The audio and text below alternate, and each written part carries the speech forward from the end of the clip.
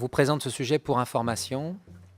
On aura un échange évidemment en fin de séquence, mais on reviendra vers vous dans une deuxième réunion, certainement l'année prochaine, en début d'année prochaine, pour terminer le sujet, mais ça fera l'objet de l'échange que nous aurons par la suite. Il va y avoir la séquence qu'on vous propose, c'est d'auditionner l'association Les Dangers du LASIK, donc quelqu'un viendra en séance tout à l'heure, et également d'auditionner l'Association française des implants de la chirurgie réfractive, la SAPHIR. Donc il y aura deux personnes à auditionner, et nous aurons donc cette séquence d'échange. Et dans un premier temps, donc, la raison pour laquelle nous sommes venus vers vous aujourd'hui. Bonjour à tous, je suis évaluateur en vigilance à la direction des dispositifs médicaux de diagnostic et des plateaux techniques. Donc je vais vous présenter en fait la technique chirurgicale et le contexte et aussi pourquoi on est là aujourd'hui. Donc le sujet, ce sont les risques, les complications et les effets indésirables en lien avec une technique de chirurgie réfractive qui s'appelle la technique LASIK. Donc le mot LASIK, ça signifie laser in situ kératomylosis. Et rapidement, c'est une des techniques chirurgicales qui est utilisée aujourd'hui en ophtalmologie pour corriger les défauts de l'œil tels que la myopie et l'hypermétropie, de manière à ne plus porter de lunettes ou de lentilles de contact. Donc on s'est intéressé à ce sujet car on a reçu l'année dernière un courrier d'une association de patients qui s'appelle Les Dangers du LASIK, dont une représentante va venir s'exprimer tout à l'heure, et qui était adressée à la NSM. Donc plusieurs points étaient soulignés au niveau de ce courrier. Le courrier soulignait un manque d'information des patients sur le réel rapport bénéfice-risque de cette chirurgie. En fait, l'association indiquait que certains praticiens présentaient cette technique chirurgicale comme quelque chose d'anodin, en mettant beaucoup en avant les bénéfices attendus et peut-être pas assez les risques. Et également que certains praticiens ne considéraient pas certains effets secondaires de cette chirurgie comme étant des vraies complications. Donc, ils en citent certaines que je vous ai mises sur la diapositive. On peut parler de la diplopie, c'est-à-dire la vision en double, la sécheresse oculaire, des halos, des phénomènes d'éblouissement. Et le courrier se termine par un chiffre annoncé de 20% de complications liées à cette technique chirurgicale. Donc nous, face à ce chiffre, on s'est posé des questions par rapport à la technique, notamment. Et donc pour vous décrire rapidement l'acte en lui-même, il se fait en deux étapes. La première étape, c'est la découpe d'un volet cornéen à la surface de l'œil. Et la deuxième étape, c'est la sculpture du tissu cornéen par un laser excimer pour pouvoir corriger les aberrations qui sont à la surface de l'œil. Donc la découpe du volet, elle peut se faire de deux façons différentes. Soit par un microkératome chirurgical, c'est une lame qui va venir découper la surface de l'œil, ou par un laser femtoseconde qui vient par un phénomène physique qui s'appelle la photodisruption, de proche en proche, séparer le volet cornéen de l'œil. Donc le microkératome chirurgical, c'est une technique qui se fait de moins en moins. Ce qui est de plus en plus pratiqué, c'est surtout le laser. Une fois que le volet cornéen, qu'on appelle aussi le capot, est soulevé, il y a un deuxième laser qui s'appelle le laser excimer qui vient effectuer les corrections au niveau de la surface de la cornée pour pouvoir avoir une acuité visuelle meilleure. Donc toujours par rapport aux données chiffrées, on s'est intéressé aux chiffres dont nous disposions, nous, à notre niveau. Et donc, au niveau des données de l'agence, on a regardé ce dont on disposait dans notre base de données interne. On a fait une requête entre les années 2011 et 2014, donc sur 3 ans. On a reçu 36 signalements d'incidents. Alors, dans le cadre de ces missions, la NSM exerce une mission de matériaux-vigilance. C'est-à-dire que toute l'année, on reçoit des signalements d'incidents de la part d'établissements de santé qui ont utilisé un dispositif médical pour lesquels les patients ont expérimenté une complication ou un effet indésirable et pour lequel la personne qui signale pense qu'il y a un lien avec le dispositif médical. Donc nous, quand on reçoit un signalement d'incident, on l'évalue et on essaie de déterminer si le dispositif médical est à l'origine ou pas de la complication observée. Donc sur les 36 signalements d'incidents qu'on a reçus, il y en a 60% qui concernaient la première étape de la chirurgie, à savoir la découpe du volet au laser femtoseconde. Un tiers de ces signalements remontaient des halos lumineux qui étaient ressentis par les patients, et l'autre tiers, c'était des découpes de volets qui n'étaient pas homogènes ou qui n'étaient pas complètes. 40% de ces signalements concernaient la deuxième étape de la chirurgie, et la grande majorité remontait des cas de surcorrection, c'est-à-dire que la correction qui était apportée à l'œil était trop haute par rapport à ce qui était initialement programmé ou attendu. Et la grande majorité de ces signalements ont été remontés par des fabricants de lasers. Donc, ça, c'était pour les données internes. Pour ce qui est données des fabricants de lasers, on les a interrogés via une enquête pour avoir leurs chiffres de complications et d'effets indésirables qu'eux avaient. On en a sollicité 7 fabricants, il y en a 6 qui nous ont répondu. Donc aujourd'hui, on sait qu'en France, on a 22 références de lasers différents, tout confondu, laser excimer et laser femtoseconde, qui sont commercialisés sur le territoire français. Et en termes de nombre d'appareils disponibles dans les établissements de santé qui effectuent cette chirurgie, il y a 59 lasers femtosecondes et 141 lasers excimer. Donc à chaque fabricant, on a envoyé un questionnaire qui listait un certain nombre d'effets indésirables et de complications qu'on avait établis auparavant. Et pour chaque effet indésirable, on leur a demandé de se prononcer sur un chiffre de fréquence, un taux de survenue qu'ils avaient et de nous dire la source de ce chiffre. Est-ce que c'était des données de surveillance ou des données bibliographiques? Donc on a obtenu des résultats qui étaient très hétérogènes, c'est-à-dire que pour un même effet indésirable, on avait plusieurs chiffres différents qui étaient annoncés par les différents fabricants. Et certains fabricants déclaraient 0 cas ou 0% sur certains de ces effets indésirables. Donc les 2 diapos suivantes vous détaillent les résultats qu'on a obtenus. Donc sur la gauche, vous avez la liste des effets indésirables pour lesquels on a interrogé les patients. La colonne du milieu, pour les fréquences rapportées, on a pris le parti aujourd'hui de vous présenter la fréquence maximale qui nous a été rapportée à chaque fois. Donc c'est un seul chiffre d'un seul fabricant, ce n'est pas toujours le même. Je ne vous ai pas donné les noms des fabricants, mais voilà. Et à droite, la source de l'information qui était délivrée par les différents fabricants. Donc on a une fréquence maximale rapportée de 1,5% pour les problèmes de découpe de volets cornéens, 5,3% pour des problèmes de cicatrisation anormale du capot ou de la cornée, une fréquence de 0,0014% pour les déformations de la cornée qui peuvent aller jusqu'à l'ectasie secondaire. On a une fréquence de 3% pour les infections, 0,15% pour les inflammations à distance de la chirurgie, c'est-à-dire pas les inflammations qui ont lieu le lendemain ou le surlendemain de la chirurgie, mais à distance dans le temps, je veux dire. Pour tout ce qui est effet indésirable lié à la qualité de la vue, de la vision, on a une fréquence maximale de 23,9% pour les problèmes de sécheresse oculaire, 0,017% pour la perception de halos lumineux, 3% pour les phénomènes d'éblouissement. Alors tous les fabricants nous ont répondu 0 pour les gènes à la vision nocturne, 2,4% pour les visions dédoublées, c'est la diplopie, 0,0047% pour la déformation des images, 0,3% pour les problèmes de réduction d'acuité visuelle. On a une fréquence maximale de 7,9% pour les invasions épithéliales. Donc les invasions épithéliales, c'est une colonisation de l'espace qui a été créée sous le volet par des cellules de l'épithélium, donc de la surface de l'œil. Je parle sous contrôle du chirurgien. On a laissé une ligne libre d'effets indésirables autres pour que les fabricants puissent s'exprimer sur d'autres effets indésirables. Et là, la fréquence maximale qui a été rapportée était pour un effet indésirable de vision trouble ou de voile de 10,5%. Donc, la majorité de ces chiffres venaient du système de surveillance après la mise sur le marché des fabricants, mais il y en a aussi qui nous ont cité des sources bibliographiques, des publications ou d'autres documents internes qui ne faisaient pas partie de leur système de surveillance. Donc, à la lumière de ces éléments, ce qu'on peut dire de cette chirurgie, c'est que c'est clairement une chirurgie de confort. D'abord parce qu'elle est pratiquée sur un organe qui est sain, qui est l'œil, et que l'objectif principal des patients qui se soumettent à cette intervention, c'est de ne plus porter de lunettes ou de lentilles, qui sont des alternatives thérapeutiques qui existent. Aujourd'hui, c'est une chirurgie, le LASIK, qui est très pratiquée en France sur l'ensemble des techniques de chirurgie réfractive qui existent aujourd'hui. Le LASIK est utilisé dans plus de 95% des situations. Voilà. Tout défaut de la vue confondu, que ce soit l'hypermétropie, la myopie ou l'astigmatisme. Les risques aujourd'hui, dont je vous en ai présenté quelques-uns dans les slides précédentes, sont connus par la communauté médicale, ça, il n'y a aucun problème.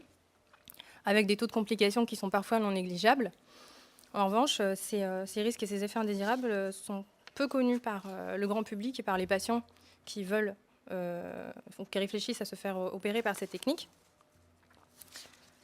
Du coup, parfois, il y a un déséquilibre entre ce qu'attend le patient et le résultat qui est vraiment obtenu suite à l'intervention.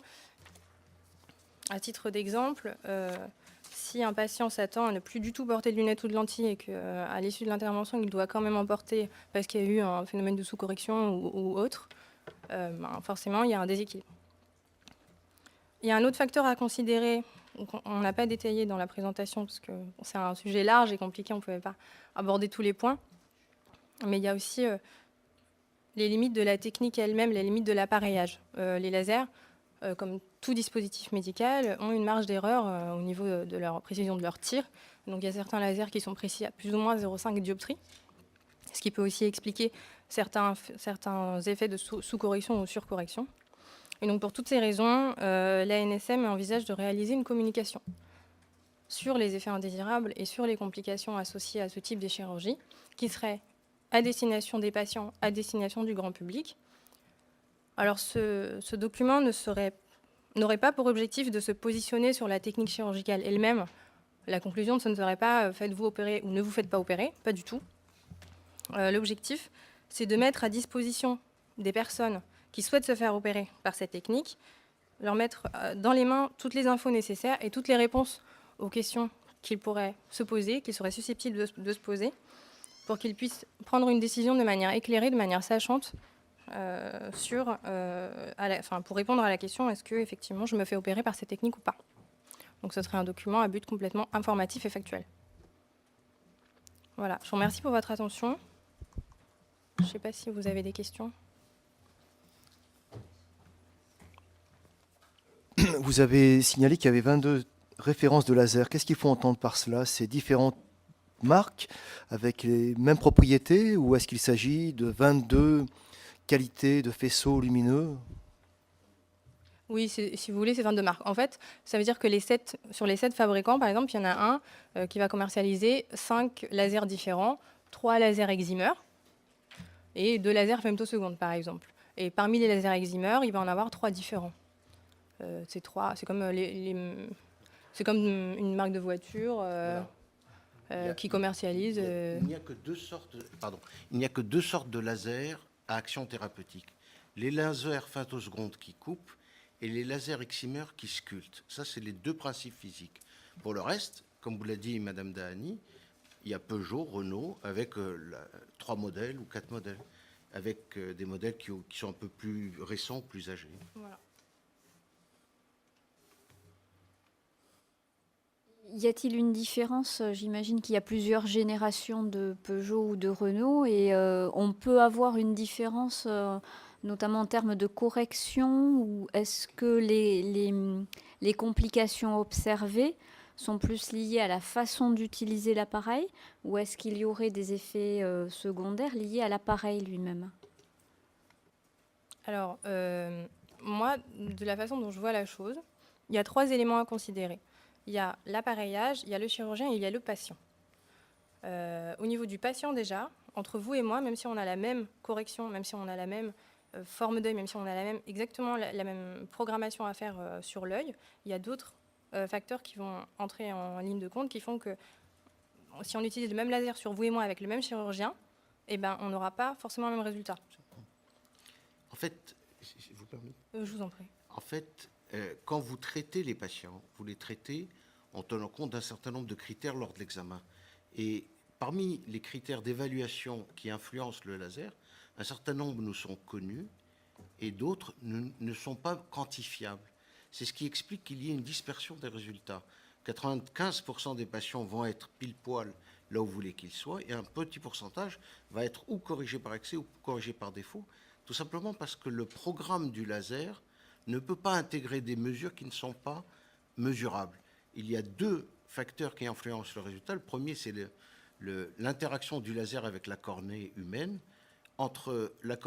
Si la cornée de Dupont est plus costaud que la moyenne, on aura une sous-correction. Si la cornée de Dupont est plus molle que la moyenne, on aura une surcorrection. Et puis, une fois que vous avez opéré votre patient, celui-ci va cicatriser. Et le mécanisme de cicatrisation influe sur le résultat.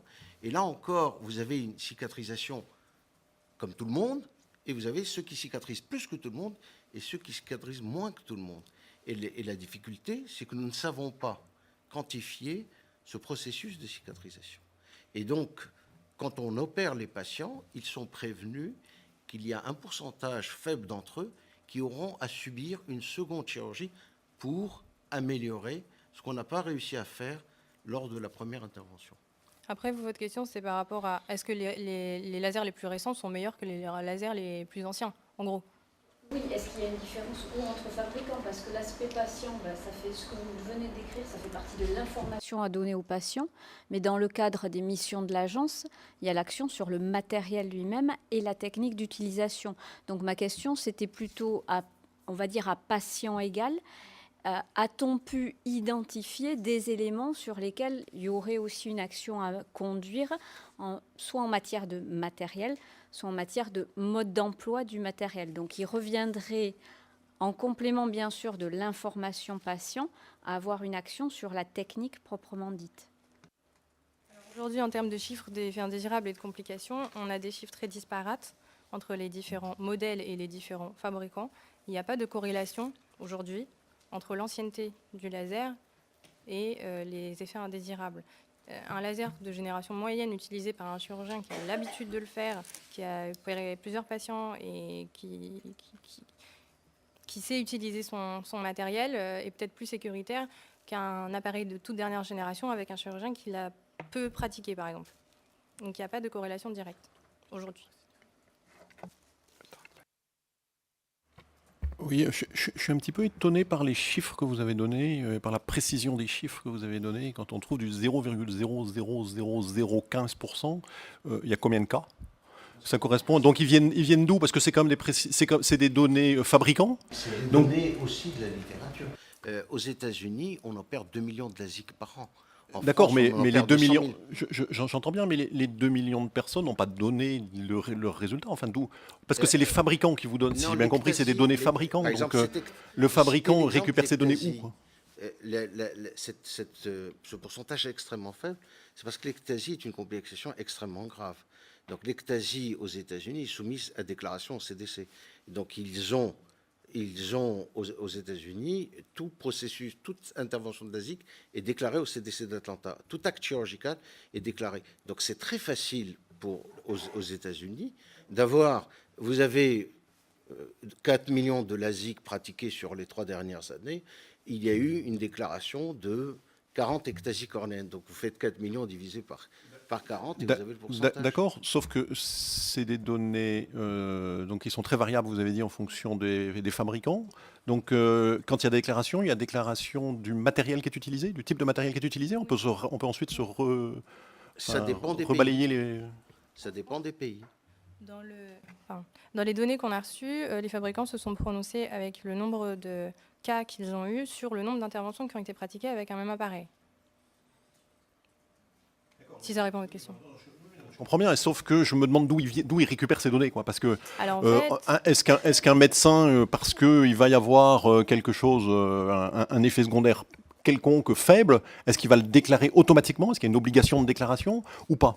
Parce que quand on voit une différence, comme ce cas-là de 0 et quelques pourcents, là, et puis l'autre qui est à 25%, je veux dire, le 25%, manifestement, il apparaît souvent, quoi. Je veux dire, donc, si c'est un effet qui apparaît vraiment souvent, on peut se dire que c'est probablement pas un effet qui est un effet important, grave, avec une déclaration obligatoire. Donc, l'érosion cornéenne de la sécheresse c'est une gêne transitoire. Et elle est extrêmement fréquente. Elle est liée au principe même de la chirurgie. Alors, vous opérez une cornée, vous altérez le fonctionnement de l'arc réflexe qui favorise le larmoiement naturel. Donc, que les patients se plaignent d'avoir l'œil un peu sec dans les suites de l'opération, c'est extrêmement banal. D'où cette fréquence extrêmement élevée, puisque c'est malgré tout une complication. C'est-à-dire que si on prend au mot, à la lettre, quelqu'un qui est gêné, ne serait-ce que quelques semaines après l'intervention, c'est une complication. Donc il y a complication sans conséquence et rarement retentissant sur la vision à moyen et à long terme.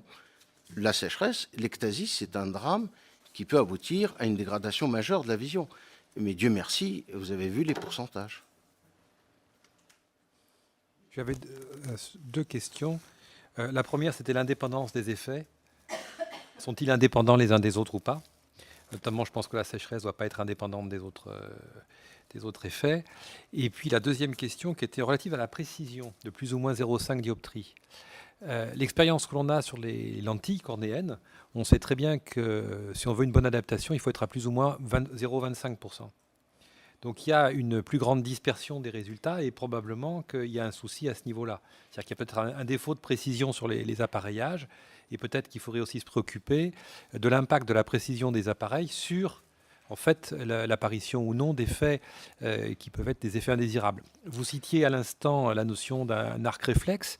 Effectivement, arc réflexe, il est bien individualisé, mais il n'y a pas que ça, il n'y a pas que le larmoiement, mais on a aussi l'accommodation convergence, on a tout un ensemble de choses et qui sont peut-être aussi, qui sont peut-être aussi plus ou moins court terme ou plus ou moins moyen terme perturbées. Donc il y a des questions qui vont peut-être dans le sens d'une amélioration ou d'avoir peut-être des appareils qui soient plus performants. Les appareils sont extrêmement performants. Ce qui n'est pas performant, c'est l'outil qu'on opère. C'est la variable sur les résultats, c'est la cornée humaine. C'est pas l'appareil. L'appareil, enfin, je n'ai aucun intérêt chez les fabricants et je suis chirurgien. Les appareils, quand vous testez, puisque les appareils, avant d'être utilisés, sont évalués soit sur des disques en PMMA où vous traitez, la prédictibilité de la correction sur disque de PMMA, elle est de l'ordre de 99, et assez haut. Ce qui n'est pas précis, c'est l'effet sur le patient après les 3 mois de cicatrisation. C'est de là que vient l'imperfection. Et l'indice de satisfaction dans cette chirurgie-là, ce n'est pas la même précision qu'une correction par lentille, puisque le but, c'est d'affranchir les patients de leur dépendance aux lunettes. Quand on a 10 dixièmes, on est content, et on a 10 dixièmes dans plus de 95% des cas. Mais quelqu'un qui est myope de moins 6 et qui se retrouve à moins 0,25 ou à moins 0,50, c'est quelqu'un dont la vie est changée, puisqu'il n'est plus du tout dépendant de ses lunettes. C'est ça le principe. Et 2 questions. D'abord, une question de béotien. Si je comprends bien, il y a d'autres techniques de chirurgie réfractive. Comment se fait-il que celle-là ait été privilégiée, puisque si je comprends bien les choses, il n'y a plus que celle-ci qui est utilisée. Ma deuxième question, j'ai compris que c'était une association de patients qui avait fait remonter, enfin qui avait mis le doigt sur ce problème. Mais si j'ai bien compris, avant d'avoir recours à une chirurgie réfractive, au laser, on signe un papier dans lequel il est quand même clairement dit qu'on pouvait avoir ceci, cela, que ça pouvait être transitoire, mais ça pouvait être aussi définitif. Alors, est-ce que... Pour la question sur le papier dont vous parlez, ça s'appelle un formulaire de consentement. Aujourd'hui, la loi oblige les chirurgiens à informer les patients sur tout, c'est-à-dire les bénéfices, les risques, comment ça va se passer, etc. Mais la loi ne précise pas la manière. Est-ce que c'est une voie orale? Est-ce qu'il faut signer un papier, etc. En revanche, s'il y a un souci par la suite, il revient au chirurgien d'apporter la preuve que cette information a été délivrée. C'est pour ça qu'aujourd'hui, beaucoup de praticiens font signer un formulaire de consentement. Voilà pourquoi c'est signé. Et dans ce formulaire, en fait, il n'y a pas de formulaire type sur la chirurgie au LASIK. Il y a la Société française d'ophtalmologie qui a édité une fiche d'information qui peut faire office de formulaire de consentement, mais il y a beaucoup d'établissements de santé qui ont fait leur propre formulaire de consentement à eux, qui est plus ou moins inspiré de la fiche de la Société française d'ophtalmologie. Et oui, normalement, ce formulaire est signé. Après, il y a l'association de patients qui va intervenir tout à l'heure, qui va peut-être, enfin, on me l'a dit, mais qui va vous dire que parfois ce formulaire, il est signé un peu avant l'intervention, il n'est pas forcément laissé au patient pour qu'il ait le temps de le lire, etc. Mais ça, c'est un problème de pratique. C'est un problème de pratique, en fait. Établissement par établissement, ça dépend comment les établissements gèrent leurs patients. Ça, c'était pour le formulaire. Quant à savoir pourquoi la technique LASIK est plus utilisée que les autres, avant, la technique qui existait, c'était Ça s'appelle la PKR, la photokératectomie réfractive. Et c'est un laser qui est appliqué directement sur la surface de l'œil, sans découpe du volet. Et donc, il y avait des complications qui étaient qui arrivaient plus souvent qu'avec le LASIK, notamment en termes de cicatrisation, en termes de douleur, en termes de temps de récupération après l'intervention. Donc petit à petit, quand le LASIK est arrivé, elle a pris le pas, petit à petit, sur la PKR. Voilà pourquoi Et nous, on s'est intéressé au LASIK en particulier, déjà parce que l'association de patients nous a pointé du doigt cette intervention chirurgicale-là. Et il se trouve qu'en termes de fréquence, c'est effectivement celle qui est la plus utilisée. Mais ce n'est pas du tout la seule, et toutes les autres ne sont pas dénuées de risque non plus. Il n'y a aucune chirurgie qui échappe au dogme que toute chirurgie comporte des risques. Je ne sais pas si c'est... Si, je vous propose qu'on cesse là. On a déjà 9 minutes de dérapage par rapport au timing prévu.